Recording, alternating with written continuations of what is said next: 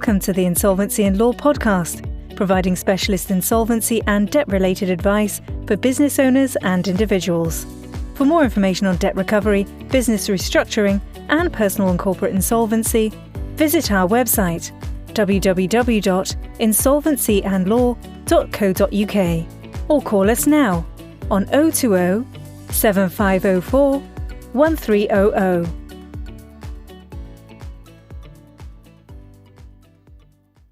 Hello and welcome to the Insolvency Law podcast. Insolvency Law is an award-winning consultancy firm specialising in insolvency, debt purchasing and business rescue. And today I will be speaking with Director Peter Murray, insolvency expert extraordinaire. Trust me when I say Peter is a literal encyclopedia of all things insolvency and business rescue. The passion he has for what he does is undeniable, and he has made what at first might seem perhaps a little dull be incredibly fascinating and at times even exciting. It's an absolute pleasure to speak to him today about a topic I believe will resonate with a lot of people, and that is bad investments and Ponzi schemes. So before we jump in, I just wanted to say that the reason we wanted to do this episode is because we see such a high amount of incidents that crop up where people have made an investment thinking it's going to be lucrative and they get disappointed when it goes sour. They're not able to get their funds back. The company's just giving them radio silence, and that's amongst an array of issues that they end up experiencing. So, Peter, just to begin with, I wondered if you could just explain a couple of things. What is a Ponzi scheme and what constitutes an investment gone wrong? So that's kind of two questions in one there. Okay, well, the first, Sarah, a Ponzi scheme is an actual scheme, an actual investment scheme. Well, it isn't really an investment scheme. It's actually a scam. And it is set up to whereby investors are attracted with high returns if they come with their monies and invest. And those investments are used to pay the returns of earlier investors. And so the money's just circulating. You get new funds come in by new investors to pay the returns of the more previous investors. And so the funds are not really invested. Those funds that the new investors pay in, those funds are not invested. They are straight away paid out to previous investors who are waiting for their returns, i.e. their interest payments. So there's no actual legitimate business activity taking place? No, there isn't. And as these funds are paid as the new funds are paying old investors, the old investors, they grow with confidence and then they tend to invest more. And as they invest more into the scheme, again, those funds are used to pay returns to older investors. And it's just a cycle. The more returns they get, the more they invest. The more they invest, the more returns they get. It goes from the newer investors to the older investors. And eventually the scheme does implode at some future date because, soon enough there won't be enough incoming funds coming in to actually pay for the returns of the previous investors. Yeah. And I guess that actually really answers the other question as well. That is an example of a bad investment where nothing's actually truly growing or, appreciating. It's just nothing's happening with it. Well, it's actually, it's a crime. Apart from lifestyle, Sarah, because I'm sure the organisers of these schemes are siphoning off a significant amount of the funds for other commercial ventures or perhaps their lifestyle or for some other ill means. But very good point. Yeah, certainly not going back to the investors. No, and I suppose this begs the question that this comes up. We see these very often, these incidents, companies that do this. And am I right in saying that these are actually very sophisticated operations? These aren't just a couple of teenagers in their bedroom trying to make a quick buck. Well, it could well be a couple of people behind these schemes, but not necessarily teenagers. Usually those behind these schemes are pretty savvy in as much as they know their way around the investment marketplace. They know the investment market conditions and so forth. They know the sort of like behavior of the typical investor. And so they're able to put together a scheme, an investment scheme that is attractive, and market that scheme to unwitting or unsuspecting investors. And the whole idea is, just offer the investor, much more than what they are getting, make your offer very attractive, and put it out to as many prospective investors as you can. And you are, as sure as night follows day, you are bound to attract unsuspecting investors to invest part of their money into your scheme. I think a very good point you made is that these people are very savvy and they do know their way around the finance industry. So, really anyone can get duped. Even if you yourself are a professional or an intelligent person, it's no one is necessarily immune to the wrath of a Ponzi scheme, as we know from, the story of Bernie Madoff. I mean, that went on for about 17 years, didn't it? It did indeed, didn't it? I mean, wow. Yeah, Sarah, I've come across a number of these Ponzi schemes, believe me. And, the investors, the victims, they don't come from any particular demographic. No. You get the super wealthy, you get the wealthy, you get the middle class, you get those who are aspiring to do better with their lives. You get all sorts of professions. You get all the professions, even lawyers, believe it or not. Wow. As well as school teachers and firemen and those from the health service, and Yeah. you get all sorts of people. And again, there's no discrimination to age. No. 30s, 40s, 50s, usually sort of like late 50s, early 60s, in terms of age. So, there's no color, there's no creed, there's no age, there's no demographic. It's just no discrimination. It really is. There are individuals out there. What you get from your bank deposit these days, you will be lucky if you can say to me, well, hand on heart, I get 1% return from my bank. The banks are not paying 1%. And, if you want a return, a better than average return, then, you won't be looking at your bank. You will leave your bank and go elsewhere to look for that better than average return. I mean, there was a time when the banks, I'm going back a few years, but when the banks are paying as much as 15% interest on your deposit. But I'm going back a few years. But, that doesn't exist no more and hasn't existed for decades. And so now, you'll be lucky if you get 1%. So, if there is investment proposition that is offering you 8% or 9 or 10%, and then, that's going to perk your interest. And if it reads well and looks well, you'll probably go along with it and invest your money and expecting your 10% return. And you may get it once or twice. And as you get your returns once or twice, it may be monthly or quarterly or half yearly. Once you've had your interest payments once or twice, you'll get even more confident. And if you'd had invested, say, £50,000, then you're probably going, put another £50,000 into the same investment scheme, or even 3 or 4 times more. No, absolutely. Most investors, they tend to get their feet wet by investing perhaps 10% of what they really want to invest. And once they can see that they're getting a return on that 10%, and then they pile in with the other 90%. And that's when it tends to go wrong for them. I think that's a good point also to raise and to highlight for people, is that, often you will get some money back once or twice. That's how they keep you they appeal you. You will get a return just to kind of save face, just to show, we're legitimate. We're giving some returns back here. But while these people are clearly savvy and they've got it all worked out, from what I've seen, the limited amount that I've seen, there are little red flags, are there not, that you can kind of do your due diligence and think, what, I might not be dazzled by this, because I guess it's really easy, like you said, the banks aren't really offering much. So I guess it's very easy for people who want to invest to get dazzled by these shiny prospect people who are really good salespeople as well. They might be able to sell ice to an Eskimo, Yeah.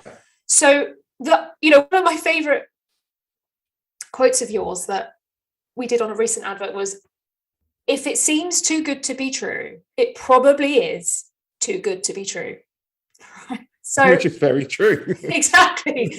What are those little red flags that maybe people aren't so aware of that would be handy for them to know when they're doing their due diligence to avoid, falling into a situation like this? Well, I suppose you've got to look at yourself and ask yourself some questions first and foremost. And that is, as if you consider yourself to be an investor, then what is your appetite towards risk? Are you risk averse or are you not? So if you're risk averse, then you're perhaps better off staying with the bank. Although, bank deposits and, they tend not to offer that much of a return. But once again, there is no risk. There's very little risk or no risk to you, the averse risk investor. If you are an investor, look at your risk and you look at your risk profile, or your risk profile will seem to suggest that, your appetite for risk is somewhere along the spectrum of medium.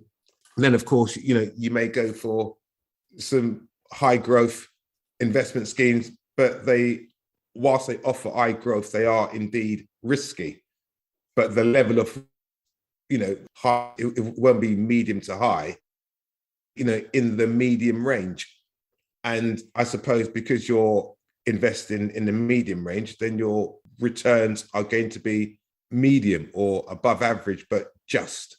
I was just going to say, is it also worth mentioning that there are investment opportunities, high return prospects that are legitimate? We're not saying that just because there's a high return there, it's a Ponzi scheme. Is that right? Obviously. Correct.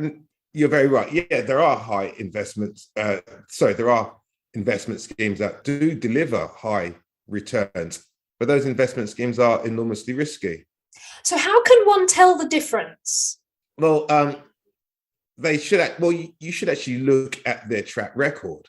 Although past performance is no guarantee of future performance, but you should actually look at their track record. And you tend to find that these schemes that promote themselves as high returns or offering high returns, look at their track record and find out if they are regulated by the Financial Conduct Authority. 9 times out of 10, and I do say 9 times out of 10, you find that these investment schemes are not regulated by the Financial Conduct Authority. Do some research to find out how long the company has been going or how long the investments have been going. And usually you tend to find that these companies have been going for less than 5 years. So how can you, establish a track record, if you've been going less than 5 years? You tend to find that these investment schemes that are being promoted are less than 5 years old. Because after 5 years, or around 4 or 5 years, that's when these investment schemes tend to, come apart at the seams and actually collapse. It's a very good point. If it's a Ponzi, it will, not that it may, but it will implode at some future date. And, usually, 4 or 5 years tends to be a time when even the most sophisticated, well-oiled Ponzi scheme will actually fall apart and collapse around about 4 or 5 years. I guess not everyone can reach the 17-year mark. No. You've got to be super savvy. Yeah. So, Peter, I guess this takes me on to kind of the most important part, really, which is, once someone's made the investment, they've committed, they've done that, and they're at the point where they're struggling to get any money back. Perhaps the company's gone radio silent, those kinds of incidents we see time and time again.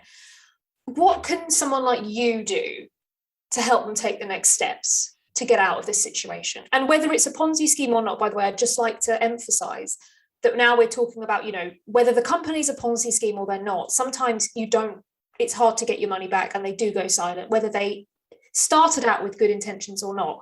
What can you do to help potentially sort that situation out?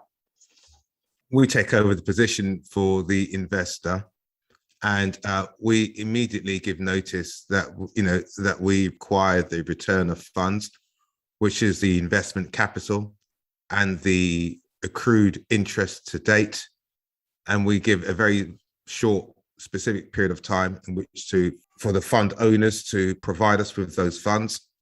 Failing which, we immediately take legal action to recover those funds.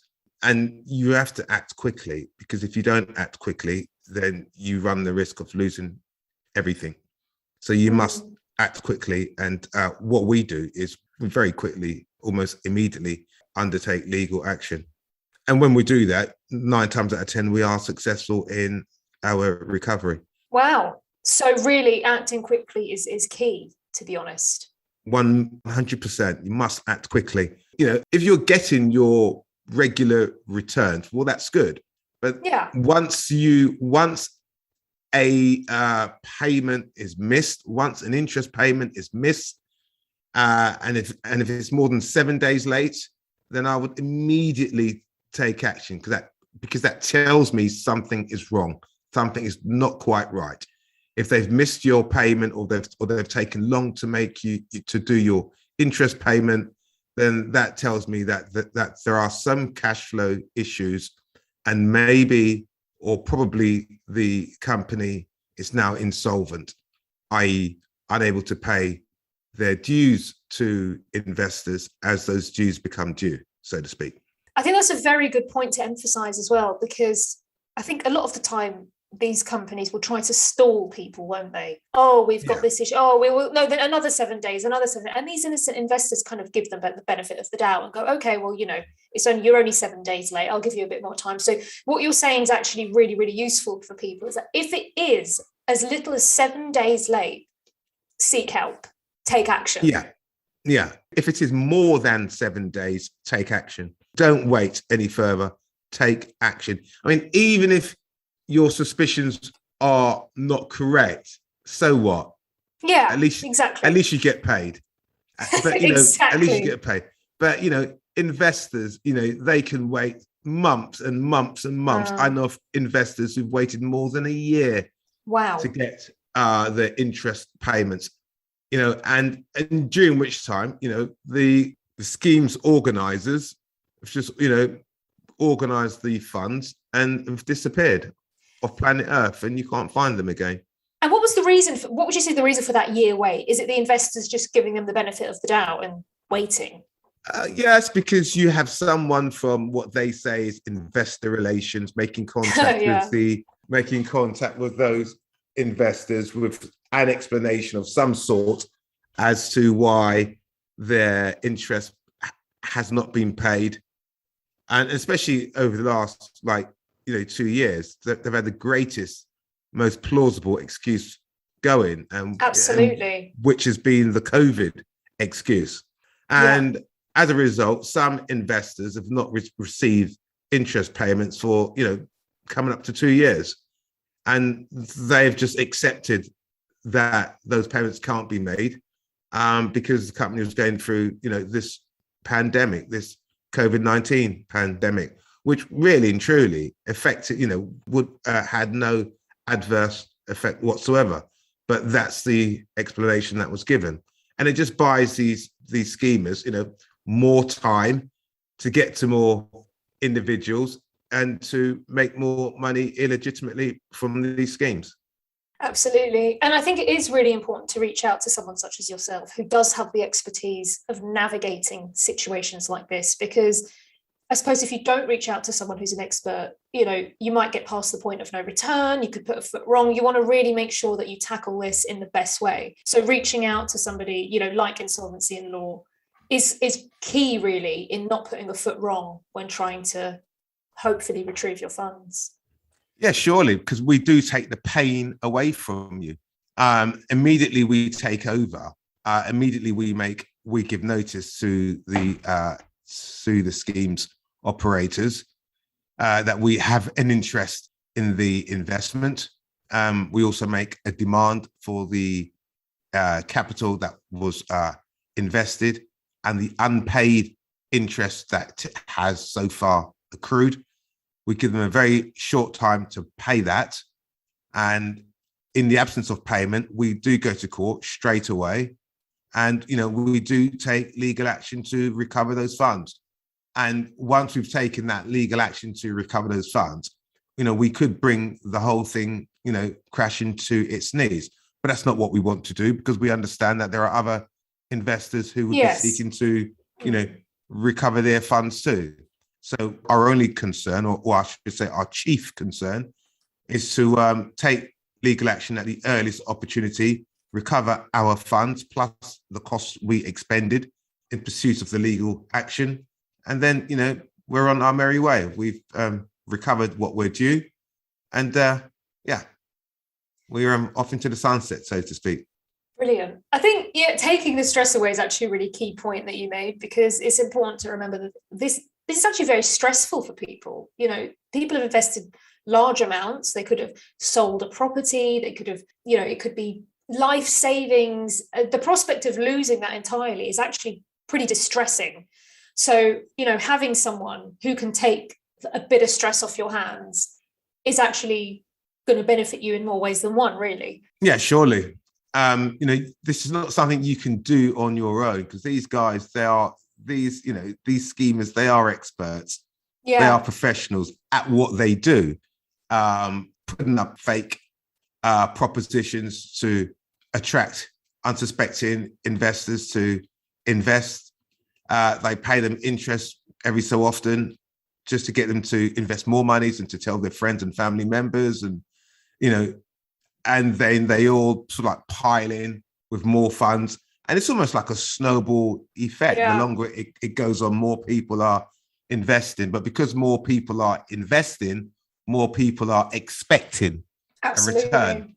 And when you can't match the expected level of return from the investments that you are getting in, then you realize that you are now, running out of road, so to speak, and eventually you implode. Absolutely. Well, Peter, thank you so much for sharing your insight onto this. You really are an oracle when it comes to all things insolvency. Well, thank you, Sarah. I think, it was a mini episode, but I think we covered a lot of key points for people to take with them. Things to look out for, what exactly is a Ponzi scheme, and also, how to seek help and what that help might look like. So I think that's really key for people to know and to take home with them. Absolutely, Sarah. They must seek help at the very earliest opportunity. Once 7 days gone, no pay, then take action. Yeah, everybody note that down. 7 days gone, no pay, take action. It's a new slogan. But thank you so much, Peter, and I look forward to the next one. You're more than welcome, Sarah. Great. Have a good day. You too.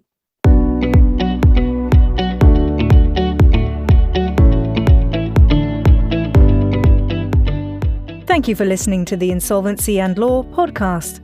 If you require additional guidance on any of the topics we covered today, visit the Resource Centre at our website, www.insolvencyandlaw.co.uk, or call us now on 020 7504 1300.